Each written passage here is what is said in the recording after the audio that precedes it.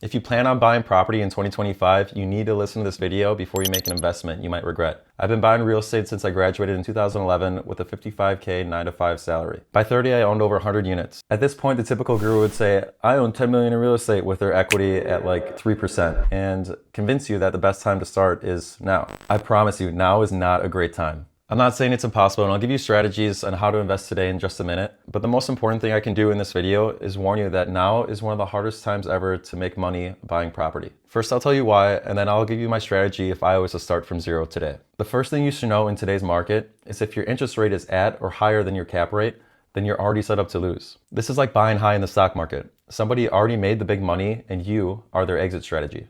In case you don't know, a cap rate is the rate of return you can expect to make when you're buying a property. So if you buy a 100K property at a 10% cap rate, you can expect to make 10 grand a year.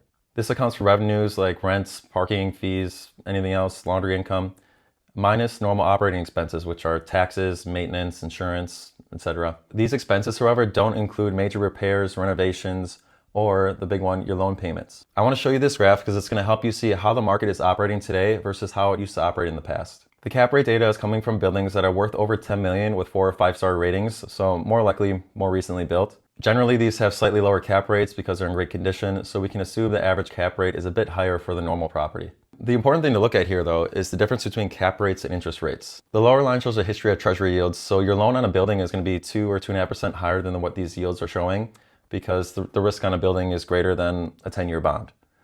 So you can imagine that the gray shaded area could be 2% higher. You can see that the gap between cap rates and interest rates is tiny right now.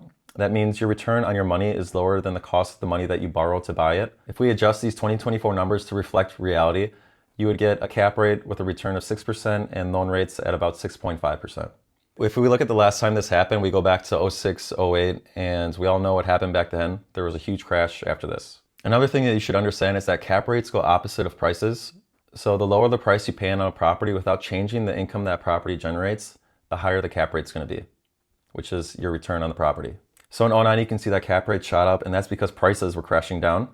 The Fed greatly lowered interest rates just in time for me to start buying in 2012. Appreciate that. This gap made it an amazing time to buy and get great returns on borrowed money. So what does this tell you about investing today? 1, it's hard to make a profit. And 2, the fundamentals are out of whack and need a correction. Interest rates probably won't come down unless there's a recession, so cap rates have to go up to increase this gap again. So there's a high chance that the price bubble will pop to increase cap rates. This is just fundamental and it's going to happen one way or the other. In my last video, I did a breakdown of this looking at the same property that sold in 2012 versus 2025. If you want to see the detailed version, you can use the link at the top of the screen right now to watch that as well. But here's the gist. I bought this property in 2012 with an FHA owner-occupied loan and compared that to 2025 in the video. For simplicity, we're just going to look at this pure investment version with 25% down payment. So in 2012, if it had a cap rate of 7.5%, down payment of 25%, and an interest rate of 4%, its cash flow was $600 a month, net income $986 a month, and return on investment 17.4%. Now if we apply this to the 2025 market, which means a 6% cap rate and a 6% interest rate, and the interest rate is actually a little lower, the interest rates today are about 6.5%, we see that the cash flow is $100 a month, the net income was $660 a month, and the return on investment was a measly 6%. And this is if the property runs perfectly all year. Any big issue or renovation with that small margin and your gains can quickly go to zero. Even if you're that rare investor that can put 50% down when they buy a property, most investors can't. So even if you are improving cash flow by putting down more on the loan, you are still cutting out a huge portion of potential buyers when you sell because they can't afford that. You should be thinking, if it doesn't work for someone putting 25% down, it's not a good enough deal for me. Another angle that gurus still use that make you think you can't lose is that your returns will improve over time via increased rents and being able to refinance at a lower interest rate. It's typically true that rents will increase with inflation, improving your cap rate over time. But in today's market, I say that's not enough. We just had a huge run of inflation and are very close to possibly being in a recession. I don't think that rents will go down. They stayed pretty flat even during the 08 real estate market crash, but there's a good chance that inflation will stay flat or hit a normal long-term target of 2 to 3%. And inflation means expenses go up as well. So it'll take a long time to dig yourself out of a bad investment. If you're buying at a cap rate that is close to the interest rate, you need to have a plan to either increase rents or decrease expenses within that first year or two. I'll give you some examples of how to do this in a bit. It's also really hard to justify relying on interest rates falling just so you can refinance in the future. This is not a strategy. This is just kind of hoping for the best. Interest rates are at 6 to 7% right now, which is very normal throughout history. The 3 to 4% that we experienced was artificially low and created the current bubble that we're in. The only way we see those historically low rates again is if we get in a really bad recession, in which you'll be able to lower your rate if the banks are liquid enough. But that would only last 3 to 5 years until you renew your loan anyways. So after those 3 to 5 years where you have that specific loan, rates might be up again. You can also have trouble renting out units in a recession. So even if your rents are flat, your building can still lose revenue because it's not as full as it usually is. So relying on rents increasing and interest rates falling should not be part of your strategy right now. If you want to know more about the state of the economy, the housing market, you can watch this video that I posted back in December, where I seem to be pretty spot on 5 months later of where we're heading.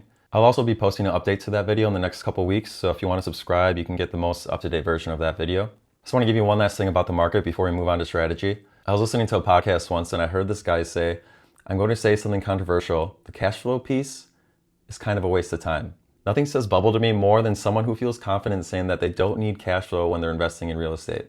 Real estate is all about cash flow. If it's not cash flowing, then you're just speculating that the price is going to go up in the future. There are a few popular cities where this works, but at that point you might as well buy stocks. They won't bleed cash flow every month. Real estate is not a truly passive income, so any real player is going to want to see cash flow to justify the risk and effort of owning. The lower your cash flow, the lower your cap rate, which is your return, and the lower chance you have of finding someone who's willing to buy that property at a lower cap rate than you did, which means a higher price. So if you have lower cash flow and nobody wants to pay that same cap rate that you paid, you're going to end up selling the property at a lower price and losing your equity on it. This is a quick little poem I made up that tells you the 3 ways that you make money in real estate. Make money when you buy, make money when you sleep. It's not what you make, it's what you keep. If you buy smart, then you make money when you sell. If you overpay today and don't have a plan on substantially increasing the property value, then it's very possible that you lose money when you sell to the next owner. So just remember, cash is king. You can't become a king without cash flow. If you made it to this point of the video, I'm actually really proud of you. You're seeing that your dream to become a successful investor isn't easy right now, but you're still here, ready to learn what it takes to continue making progress. Since you're giving me your time to listen, I'm going to give you the best real estate advice that I can. I want you to be comfortable with your strategy so you can stick to it for the long run, because that's what it takes to invest in real estate. You're working with big numbers on these deals, and one ill-informed step forward can be 10 steps back. But if you're taking smart steps, they'll eventually turn into big leaps forward. Okay, so if I had to start from zero today, this would be my strategy. First priority is to wait, save, and learn. Economists continue to gain more and more certainty that recession is going to happen, and JP Morgan's research is up to a 60% chance now. As badly as I may want to take action and buy as soon as possible, I know that the market is inflated and that the fundamentals just don't work right now. Instead of being someone's exit strategy, I would do all I could to keep saving and building up cash for future deployment. The more I have when the time is right, the more I can make money when you buy. This will possibly save me from even losing money in these times of low break-even or possibly even negative cash flow. I don't want to feed an investment for years hoping it would eventually feed me back. Deals as good as 2012 might not come back for a while, but skipping on the 6% cap rate, 6.5% interest rate now, and waiting a year or two for that 7% cap rate, 5% interest rate to show up will put me ahead by year 3. So for now, stay frugal. My first 5 years after college, I knew I had an opportunity to set myself up with real long-term wealth, so I saved all I could to accomplish that. Living in Wisconsin made this easier. I never paid anyone else rent because I lived with my parents until I could afford my first 4 family. Once I got my foot in the door, I bought a new multifamily to live in every 1.5 to 2 years, so I can get another 30-year locked-in loan on each of those investments. I didn't go on expensive trips, I didn't go out to clubs, I didn't date much. I literally balanced my checkbook every month on paper, and I always paid off my credit card in full each month. If you have any credit card debt, that should be the first thing that you pay off. It's over 20% interest, so just don't be dumb there. And if you're one of the 60% of people that couldn't afford to go to Coachella with the money in their bank account, don't go to Coachella. I'm not saying don't have any fun. You can still work hard, play hard, but be frugal and live well below your means. If you really want to grind to get to those properties faster, you can get a second job or a side hustle to save up that cash faster. The market is tough right now, but it will balance out and you need to have that cash ready for when it does. In the meantime, I'd find resources for knowledge. Learn from real world examples and see where others have gone wrong or right. You don't need to dive in yourself to build up your skills. Despite some evergreen gurus, there is a ton of great content on YouTube where people talk through the basics of deals. They show you repairs and renovations and share great data from different markets. And it's all free. You don't need to pay for it. My focus on this account is residential and investment real estate and the future of pricing. So you'll get the basics and stay up to date by subscribing to this channel. Before we get into my 2025 tactics and open your eyes up to see how you can accomplish your goal of becoming king of cash flow, I want to mention that I'm setting up a school community with the goal of creating a community of fellow kings and queens who are on the path from 0 to 100 units. In it, there's going to be a course of me sharing my roadmap from 0 to 100 units so you can see exactly how I did it.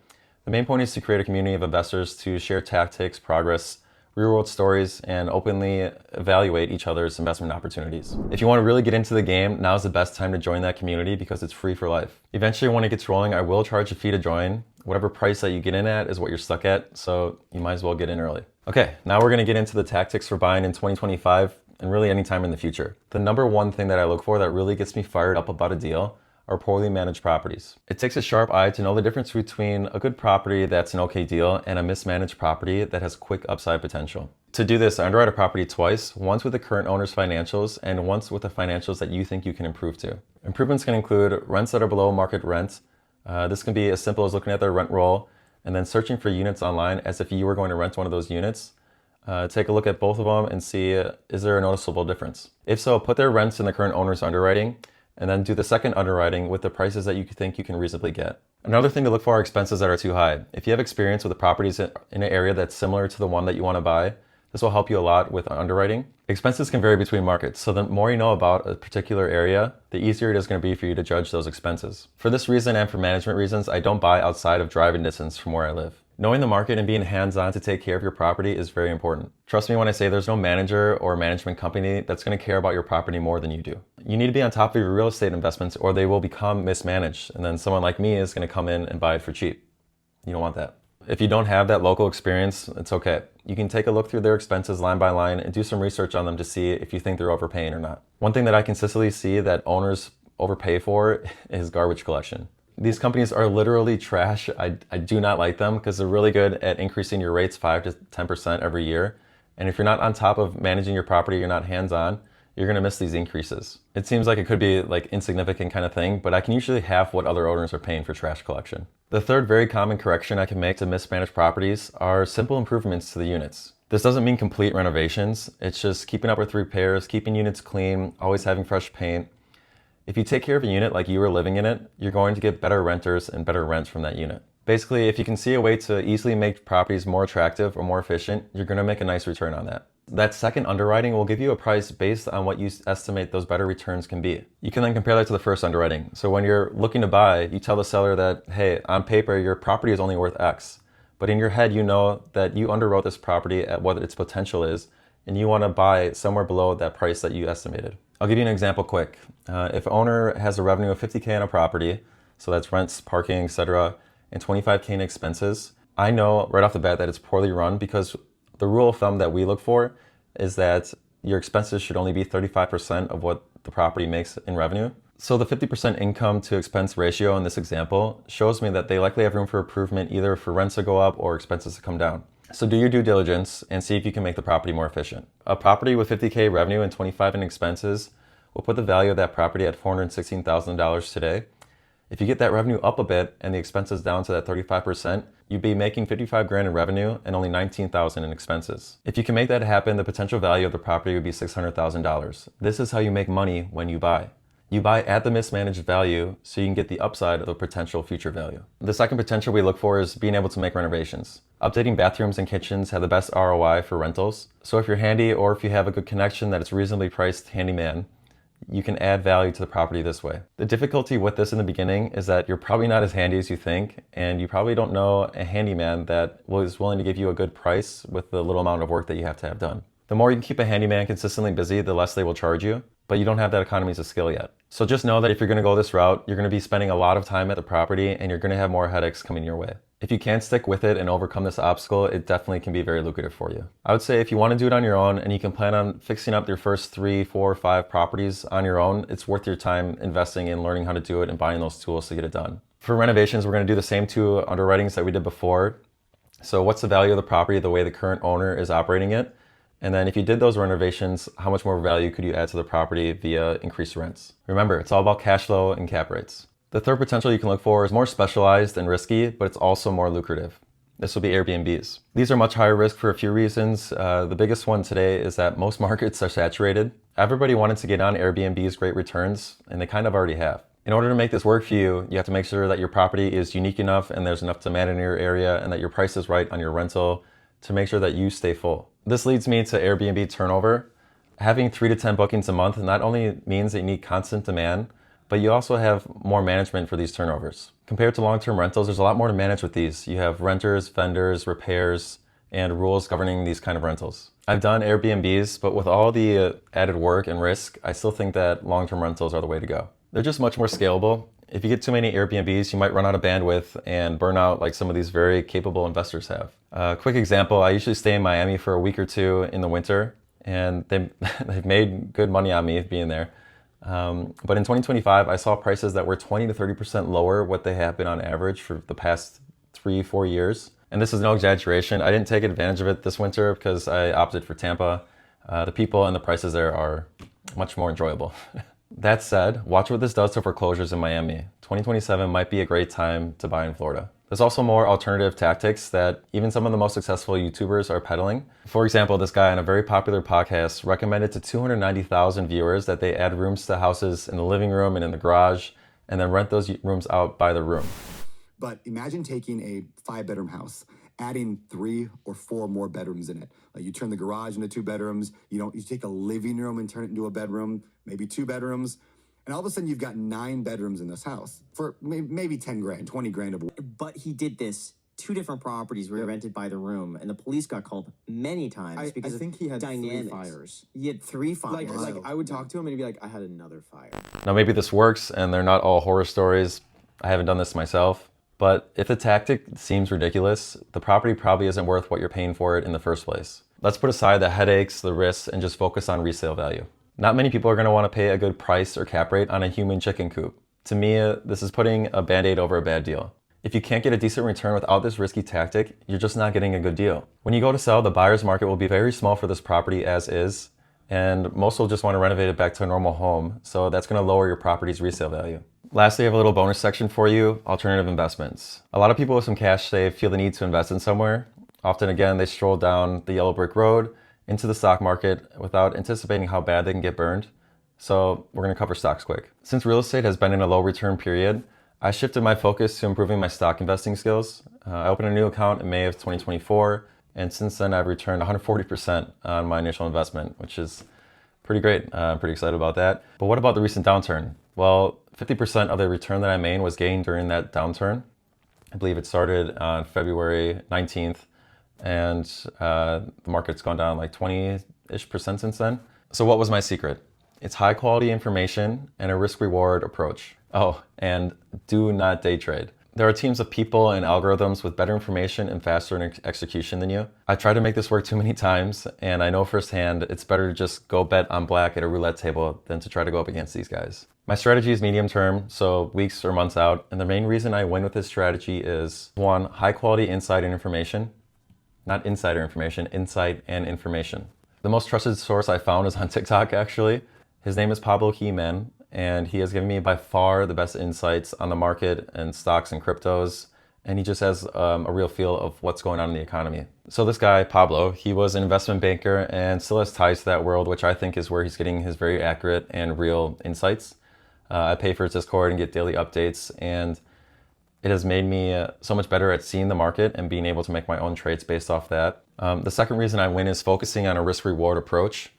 This means analyzing the upside and downside potential for any stock before you invest in it. When I do decide to buy a stock, I'm confident it has much more upside potential than downside, and I start small. So this allows me to buy more if the price goes lower to average down my position. Slowly averaging down decreases my risk while also allowing me to do well on the upside. So there's a lot to talk about with this strategy. I'm going to make another video to help you see how I got my great returns. So if this is an area you want some insight in, hit subscribe and keep an eye out for when that video does come out. One more quick thing. If you've been trading for less than 3 years, I would highly recommend either having a very small account or just opening a paper trading account, which means like it's fake money. It took me 5 years to really understand the market, technical analysis, and the psychology of trading. You won't really know how unforgiving the stock market is until you've had a big loss. This will literally mess with you financially and mentally. So again, you can avoid these big losses by learning with a small account or with a paper trading account. Right now is also a hard time to start in this. If you've been following stocks and the economy, you know that it's in a tough place. So start slow, find a great source for reliable information and insights, and build your knowledge before you really dive into this. Because, I mean, the reason I'm doing this is I don't want to see you guys lose your money that you will eventually want to invest into real estate with. So just be smart with it.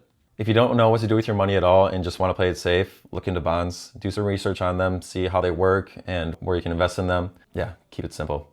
Okay, that's my strategy for you to build for your future in 2025. Smart investing today is all about knowledge, fundamental tactics, and playing the long game. Waiting to make smart investments will speed up your returns in the long run. If you're still watching this and took the time to understand everything I'm saying, hats off to you. You're already putting yourself ahead of 99% of people who want to invest but aren't willing to sit through the hard facts. Also remember that having this knowledge doesn't make you smart, it's applying it that does. So start taking action today, tomorrow, next week, next month. Save that cash, king or queen, and keep learning. If you're ready for another video right away, I'd recommend my previous videos on being a smart home buyer and the state of the market. They'll be on screen in a few seconds. If you're serious about building long-term wealth and sharing that journey with like-minded investors, join that free school community. We're just getting started there, but it's gonna be a great place to learn and grow an empire together. I appreciate the time you took to watch this. Feel free to share your biggest takeaways, topics you'd like to know more about, or any questions. I'm happy to answer them in the comments. Enjoy yourself, enjoy all the small steps that you're taking towards your future. And I want you to look back one day and feel thankful that you put in this work today.